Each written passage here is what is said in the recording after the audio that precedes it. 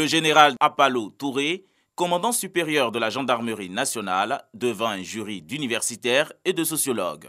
Il expose les résultats de son étude scientifique sur l'intégration des femmes dans le métier masculin qu'est la gendarmerie. Selon lui, les femmes sont victimes, par exemple, d'une rude concurrence de la part des hommes et d'une appréhension liée à la dureté du métier de gendarme. Des représentations qui ont d'ailleurs retardé l'avènement des gendarmes féminins au sein de notre institution sont de nature à complexifier les rapports sociaux. Il s'agit des imaginaires sociaux tels que la femme ne peut pas faire ceci, la femme ne peut pas être commando, ainsi de suite.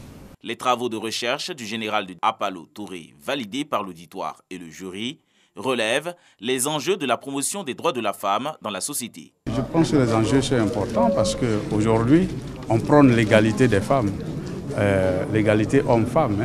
Et donc, les femmes ne doivent être exclues d'aucun métier. Et je crois que l'étude du général Apalo permet de cerner les contours de ce métier et de voir dans quelle mesure les femmes peuvent s'insérer et être à l'aise, évoluer dans ce corps de métier. La gendarmerie nationale enregistre à ce jour plus de 15 000 membres, dont 184 femmes sous-officiers et 6 femmes officiers.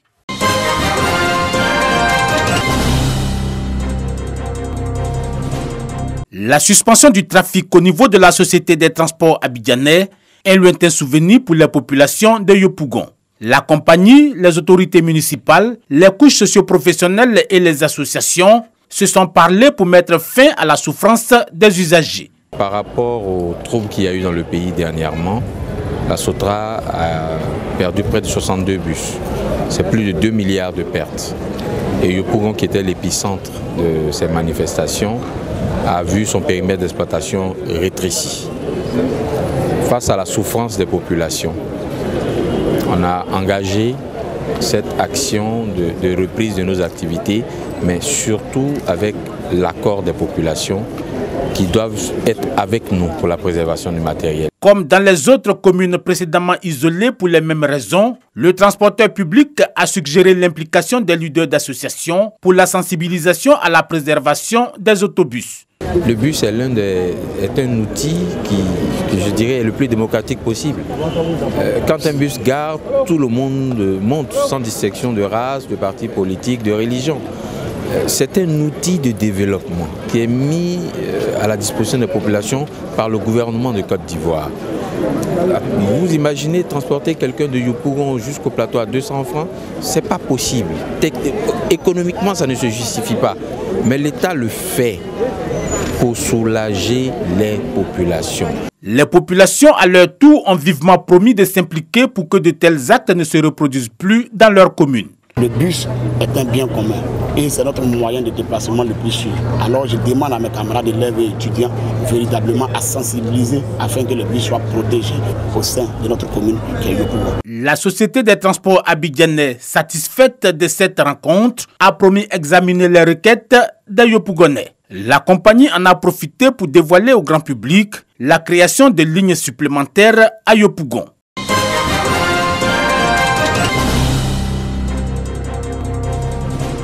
Le sport comme vecteur de cohésion et de réconciliation.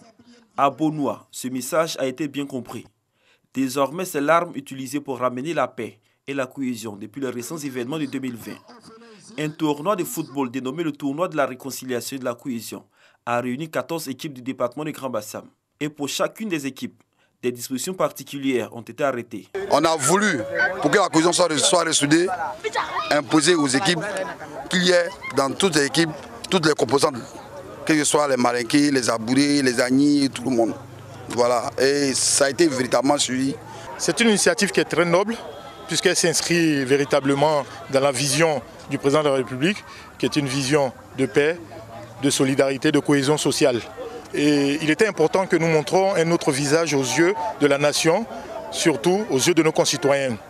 Et c'est pourquoi nous voulons définitivement tourner les pages sombres de 2020 et arborer 2021 avec enthousiasme. À la finale de ce tournoi tenu le week-end dernier, le ministre Eugène Akaolé, président du conseil régional Sud-Komoué, s'est réjoui de l'initiative des jeunes. Il les invite à œuvrer davantage pour la cohésion et la paix. Aux joueurs, il a eu un message particulier. Que nous voulons une compétition fraternelle, amicale, qui va se passer selon l'esprit du fair play. Le moment est plus que jamais venu pour que nous retrouvions Beaunois que nous connaissions par le passé. Vous, les jeunes de Bassam, jeunes de Beaunois, permettez-nous de vivre la paix que nous connaissons dans le Sud Comoé. Au terme de cette finale, la coupe est revenue à l'équipe de Grand Bassam sur un score de 3-0 face à une équipe de Beaunois. Rendez-vous a été pris pour la prochaine édition avec plusieurs équipes pour promouvoir davantage le vivre ensemble et la paix à Beaunois.